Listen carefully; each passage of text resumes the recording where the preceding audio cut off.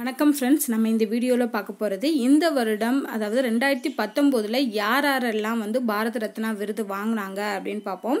So Bharat Ratna விருது பார்த்திங்கன்னா நம்ம இந்தியாவிலேயே நம்ம இந்திய குடிமகன்களுக்கு கிடைக்கக்கூடிய மிக உயரிய விருது. ஸோ இதுதான் ஹையஸ்ட் சிவிலியன் அவார்டு அப்படின்னு சொல்கிறாங்க. ஸோ பாரத ரத்னா தான் ஃபஸ்ட்டு உயரிய விருதில். அடுத்து பார்த்திங்கன்னா பத்ம விபூஷன், பத்மபூஷன், அடுத்து பத்மஸ்ரீ. ஸோ அந்த மூணும் அடுத்தடுத்த லெவலில் வரும். So highest civilian award of India அப்படின்னு கேட்டாங்கன்னா பாரத ரத்னா தான். So president awards Bharat Ratna. So Bharat Ratna அவார்டை கொடுக்கறது பிரசிடென்ட் தான், குடியரசுத் தலைவர் தான் கொடுப்பாரு.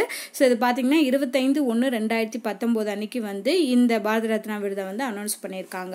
ஸோ யாரெல்லாம் பாரத ரத்னா விருது வாங்குவாங்கன்னு பார்த்தீங்கன்னா குறைந்தது 3 பேருக்காவது வருடம் பாரத ரத்னா விருது கொடுப்பாங்க.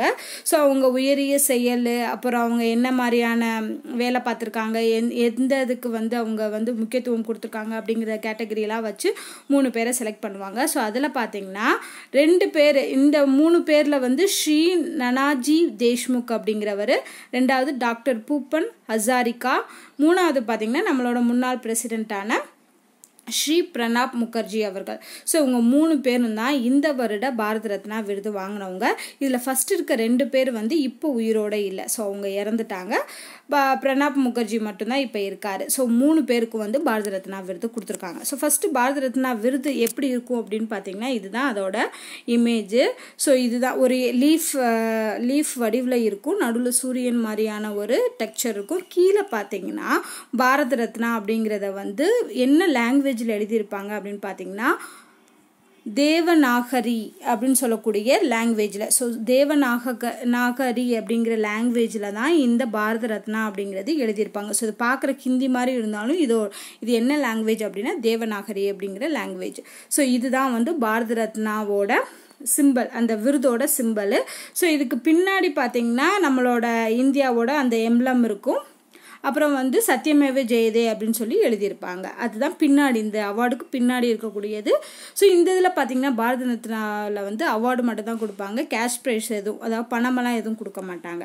ஸோ இதுதான் நம்மளோட நம்ம இந்திய நாட்டோட மிக உயரிய விருது. ஸோ இந்த லீஃப் அப்படிங்கிறது இந்த லீஃப்ங்கிறது எந்த மரத்தோடனா லீஃப் அப்படின்னு பார்த்தீங்கன்னா பெப்பல் அப்படின்னு சொல்லக்கூடிய மரத்தோட லீஃப் தான் இந்த இலை.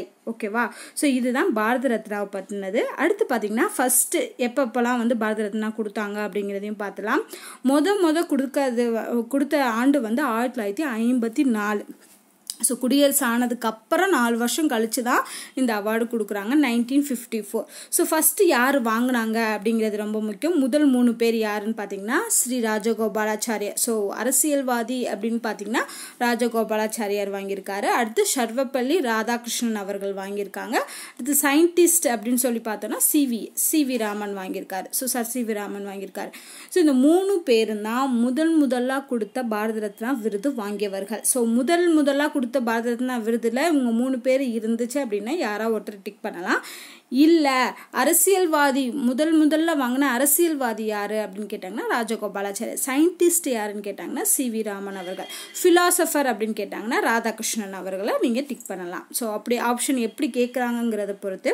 அடுத்து இப்போ 2019 வாங்கினது நம்ம பார்த்தோம்ல, நானாஜி தேஷ்முக் அவர்கள், பூபன் ஹசாரிகா அண்ட் பிரணாப் முகர்ஜி அவர்கள். ஸோ இவங்க 3 பேர் தான் இந்த வருடம் 2019க்கான பாரத ரத்னா விருது வாங்கியிருக்காங்க.